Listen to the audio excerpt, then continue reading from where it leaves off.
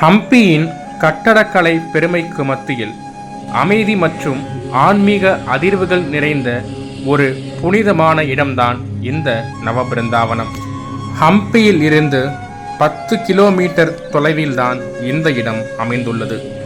நவபிருந்தாவனம் என்ற பெயருக்கு ஏற்ப இங்கு மத்வ சம்பிரதாயத்தைச் சேர்ந்த 9 முக்கியமான பீடாதிபதிகளின் பிருந்தாவனங்கள், அதாவது சமாதிகள் ஒரே இடத்தில் அமைந்துள்ளன. ஒரு மகானின் ஜீவ சமாதியை நேரில் சென்று வழிபட்டாலே அதற்கு அவ்வளவு புண்ணியமும் நல்ல பலன்களும் கிடைக்கும். இங்கு 9 மகான்கள் ஒரே இடத்தில் ஜீவசமாதி அடைந்துள்ளனர். இங்கு நேரில் சென்று வழிபட்டால் சகல சௌபாக்கியங்களையும் நம் வாழ்வில் அடையலாம் என்று நம்பப்படுகிறது. முதலில் ஹம்பியில் இருந்து ஆனைகுந்தி என்ற இடத்திற்கு செல்ல வேண்டும். துங்கபத்ரா நதியின் நடுவில் அமைந்துள்ள ஒரு தீவில் நவபிருந்தாவனம் இருப்பதால் ஆனைகுந்தி என்ற இடத்திலிருந்து பரிசல் மூலமாகவோ மோட்டார் படகு மூலமாகவோ இந்த இடத்திற்கு செல்ல வேண்டும். படகில் சென்று வருவதற்கு ஒரு நபருக்கு 100 ரூபாய் கட்டணம் செலுத்த வேண்டும். 2 படகுகள் மாறி 10 நிமிடங்களில் நாம் நவபிருந்தாவனத்தை அடைந்து விடலாம். குறுகிய நேர பயணமாக இருந்தாலும் நிச்சயமாக இது ஒரு வித்தியாசமான அனுபவமாக இருக்கும். நவபிருந்தாவனத்தில் பூஜைகள் காலையில் நடைபெறுவதால் காலை 7 மணி முதல் மதியத்திற்குள் செல்வது சிறந்தது. மதியத்திற்கு பிறகு ஆற்றில் நீரோட்டம் அதிகமாக இருக்கக்கூடும் என்பதால் படகு போக்குவரத்து குறைவாக இருக்கலாம். முன்பு சொன்னது போல இங்கு மத்வ சம்பிரதாயத்தைச் சேர்ந்த 9 மகான்களின் பிருந்தாவனங்கள் உள்ளன. ஸ்ரீ ராகவேந்திரரின் குருவான ஸ்ரீ சுதீந்திர தீர்த்தர் மற்றும் ஸ்ரீ வியாசராஜர் ஆகியோரின் பிருந்தாவனங்களும் இதில் அடங்கும். ஹம்பியில் இருந்து இந்த நவபிருந்தாவனத்திற்கு எப்படி செல்ல வேண்டும் என்ற தகவலை இந்த பதிவில் தெரிந்து கொண்டோம். இந்த 9 மகான்களும் ராமருக்கும் அனுமருக்கும் அதிதீவிர பக்தர்கள். அனுமன் தனது சிறுவயதில் அதிகப்படியான நாட்களை கழித்ததும் இந்த பகுதியில்தான். அது மட்டுமில்லாமல் ராமர் முதலில் அனுமரை சந்தித்ததும் இந்த பகுதியில்தான் என்று சொல்லப்படுகிறது. நவபிருந்தாவனத்தில் உள்ள ஆஞ்சநேயர் சிலை மற்ற இடங்களில் நாம் காணும் சிலைகளில் இருந்து முற்றிலும் மாறுபட்டது. இது அவதார திரைய ஹனுமான் என்று அழைக்கப்படுகிறது. அதாவது ஒரே சிலையில் வாயு பகவானின் 3 முக்கிய அவதாரங்களும் அடங்கியுள்ளதாக சொல்லப்படுகிறது. ராமாயண காலத்தில் ராமருக்கு தொண்டு செய்தவர்தான் ஹனுமான். மகாபாரத காலத்தில் பாண்டவர்களில் ஒருவராக விளங்கியவர்தான் பீமர்.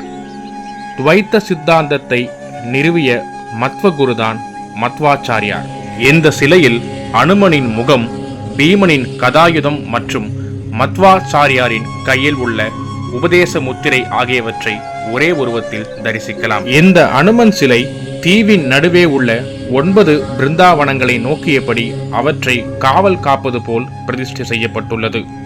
இங்கு ஜீவசமாதி அடைந்த 9 மகான்களில் ஒருவர்தான் இந்த சிலையை பிரதிஷ்டை செய்தார். இந்த அனுமனின் அவதார திரைய சிலையை செதுக்கியது இங்கு ஜீவசமாதி அடைந்த 9 மகான்களில் ஒருவரான ஸ்ரீ வியாசராஜர் தீர்த்தர்தான். விஜயநகர பேரரசின் ராஜகுருவாக திகழ்ந்தவர்தான் இந்த ஸ்ரீ வியாசராஜர் தீர்த்தர்.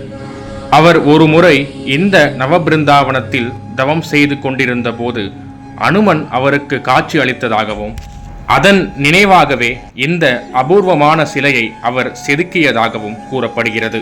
வியாசராஜர் ஹம்பியை சுற்றி மொத்தம் 732 அனுமன் சிலைகளை நிறுவியுள்ளார். அவற்றுள் இந்த அவதார திரைய சிலை மிகவும் முக்கியமானது. பக்தர்கள் 9 பிருந்தாவனங்களை சுற்றி வரும்போது இறுதியாக இந்த அனுமனை வணங்கி தங்களது யாத்திரையை நிறைவு செய்கிறார்கள்.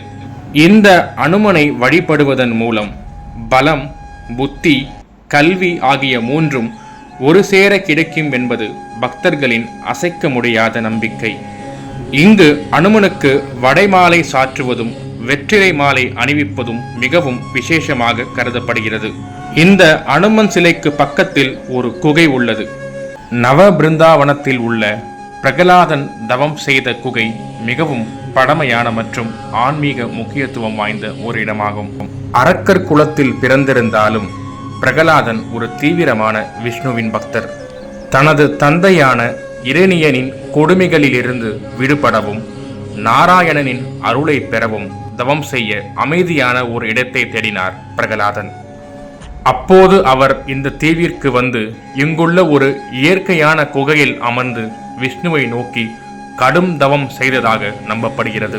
இந்த குகை நாம் முன்பு பார்த்த அவதார திரைய ஆஞ்சநேயர் சிலைக்கு அருகில்தான் அமைந்துள்ளது. இது ஒரு சிறிய பாறை குகை போன்ற அமைப்பாகும். மத்வ சம்பிரதாயத்தை பின்பற்றுபவர்கள் இந்த இடத்தை மிகவும் புனிதமாக கருதுகிறார்கள். பிரகலாதன் தவம் செய்த இந்த இடத்தில்தான் பிற்காலத்தில் மத்வ மகான்கள் தவம் செய்ததாக கூறப்படுகிறது. குறிப்பாக ஸ்ரீ வியாசராஜ தீர்த்தர் இந்த குகைக்கு அருகில் அமர்ந்து தவம் செய்த போதுதான் அவருக்கு அனுமன் காட்சி கொடுத்ததாக வரலாறு கூறுகிறது. சில மணி நேரம் தவம் செய்தாலே நம் மனதிற்கு ஒரு அமைதியை தரக்கூடியதுதான் இந்த குகை. துங்கபத்திரா ஆற்றின் நடுவே அமைந்துள்ள இந்த குகை இருக்கும் இடத்திலிருந்து பார்த்தால் அனுமன் பிறந்த இடமாக கருதப்படும் அஞ்சனாத்ரி மலையையும் நாம் காணலாம். நவபிருந்தாவனம் செல்லும் பக்தர்கள் 9 மகான்களின் பிருந்தாவனங்களை தரிசித்த பிறகு இந்த குகை பகுதிக்கும் சென்று வழிபாடு செய்கிறார்கள். இது ஒரு குறுகிய பாதையாக இருந்தாலும் அங்கிருக்கும் தெய்வீக அதிர்வு அனைவரையும் ஈர்க்கும் வகையில் இருக்கும். இந்த குகையில் நிலவும் ஆன்மீக ஆற்றலையும் நம்மால் உணர முடியும். இந்த இடத்திற்கும் ஸ்ரீ குரு ராகவேந்திரருக்கும் ஒரு முக்கியமான தொடர்பு உள்ளது. நவபிருந்தாவனத்தில் 9 மகான்களின் ஜீவசமாதிகள் உள்ளன. ராகவேந்திரரின் குருவான ஸ்ரீ சுதீந்திர தீர்த்தரின் பிருந்தாவனமும் இங்குதான் அமைந்துள்ளது. தனது குருவுக்கு மரியாதை செலுத்த ஸ்ரீ ராகவேந்திரர் இங்கு வந்து தவம் செய்துள்ளார். இது அல்லாமல் ராகவேந்திரருக்கு இங்கு பூர்வ ஜென்ம தொடர்பும் உண்டு. மொத்தம் 5 அவதாரங்களை கொண்டவர்தான் ராகவேந்திரர். தனது முந்தைய அவதாரத்தில் பிரகலாதனாக இருந்தவர் என்பது ஐதீகம். பிரகலாதன் தவம் செய்த அதே இடத்திற்கு பல நூற்றாண்டுகளுக்கு பிறகு ராகவேந்திரராக அவர் மீண்டும் வந்து தங்கியது ஆன்மீக ரீதியாக மிக முக்கியமானதாக கருதப்படுகிறது. அதுபோல ராகவேந்திரரின் மற்றொரு முந்தைய அவதாரம்தான் வியாசராஜ தீர்த்தர். இவருடைய பிருந்தாவனமும் நவபிருந்தாவனத்தில்தான் உள்ளது. இப்படி தனது முந்தைய அவதாரங்கள் மற்றும் குருவுடன் தொடர்புடைய இந்த தீவிற்கு அவர் பலமுறை வந்து வழிபட்டுள்ளாராம். ராகவேந்திரர் மந்த்ராலயத்தில் ஜீவசமாதி அடைவதற்கு முன்பு இறுதியாக அவர் வழிபட்டதும் இந்த நவபிருந்தாவனத்தில்தான் என்று கூறப்படுகிறது. இன்றும் பக்தர்கள் மந்த்ராலயம் செல்லும் முன் அல்லது சென்ற பிறகு நவபிருந்தாவனத்தை தரிசிப்பதை ஒரு முழுமையான யாத்திரையாக கருதுகின்றனர். துவைத்த வேதாந்தத்தை நிலைநாட்டிய மத்வ பாரம்பரியத்தின் 9 மிக முக்கியமான துறவிகள் ஜீவசமாதி அடைந்த இடம்தான் இந்த நவபிருந்தாவனம் என்று தெரிந்து கொண்டோம். 9 மகான்களும் இந்த இடத்தை தேர்வு செய்து ஜீவசமாதி அடைந்ததற்கு 2 மிக முக்கியமான காரணங்கள் உண்டு. ஒன்று, விஷ்ணுவின் தீவிர பக்தனான பிரகலாதன் தவம் செய்த இடம் இதுதான். மற்றொன்று, அனுமன் மற்றும் சுக்ரீவன் வாழ்ந்த நிலமும் இதுதான். இப்படிப்பட்ட ஆன்மீக அதிர்வுகள் நிறைந்த இந்த புனிதமான இடத்தில் தியானம் செய்வதும் அங்கேயே ஜீவசமாதி அடைவதும் மிகுந்த புண்ணியத்தை தரும் என்பதால் இது தேர்ந்தெடுக்கப்பட்டது. இங்கே ஜீவசமாதி அடைவது மோட்சத்திற்கு வழிவகுக்கும் என்பதும் துறவிகளின் நம்பிக்கை. இங்குள்ள 9 துறவிகளும் ஒரே காலத்தை சேர்ந்தவர்கள் அல்ல, வெவ்வேறு காலகட்டங்களில் வாழ்ந்தவர்கள். தங்களின் குருநாதர்கள் அல்லது முன்னோடி துறவிகள் ஓரிடத்தில் சமாதி அடைந்திருக்கும் போது அவர்களுக்கு அருகிலேயே தானும் இருக்க வேண்டும் என்ற பக்தியின் காரணமாக பின்வந்த துறவிகளும் இதே இடத்தை தேர்ந்தெடுத்தனர்.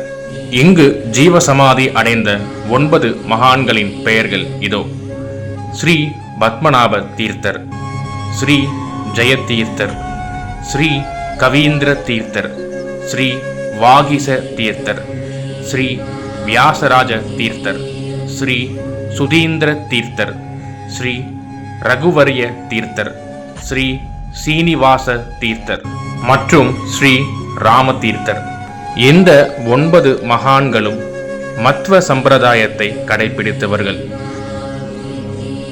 மத்வ சம்பிரதாயம் என்பது கிபி 13ஆம் நூற்றாண்டில் வாழ்ந்த மகா ஞானி ஸ்ரீ மத்வாச்சாரியாரால் தோற்றுவிக்கப்பட்ட ஒரு முக்கியமான வைணவ தத்துவ பிரிவாகும். இது துவைத்த தத்துவத்தை அடிப்படையாக கொண்டது. அதாவது பரமாத்மா என்று சொல்லக்கூடிய இறைவனும் ஜீவாத்மா என்று சொல்லக்கூடிய உயிர்களும் எப்போதும் தனித்தனி உண்மைகள் என்பதே இதன் அடிப்படை தத்துவம்.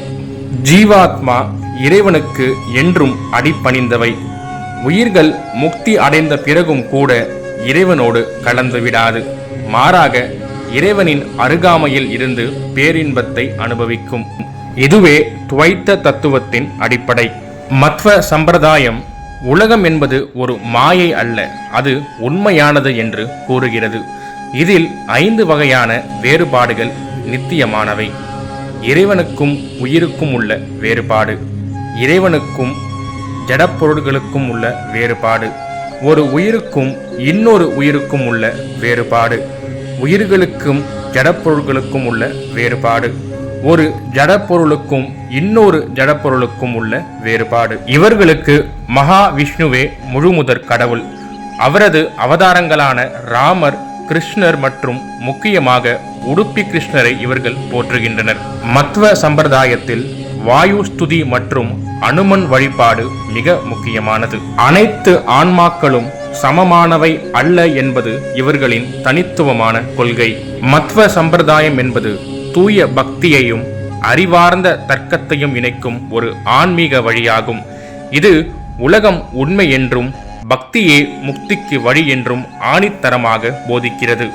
ஸ்ரீ ராகவேந்திரர் சுவாமிகள் உட்பட இந்த மரபில் வந்த மிக முக்கியமானவர்கள்தான் இந்த 9 மகான்களும்.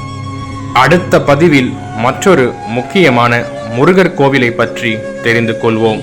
சேனலை சப்ஸ்கிரைப் பண்ணி வச்சுக்கோங்க. நன்றி.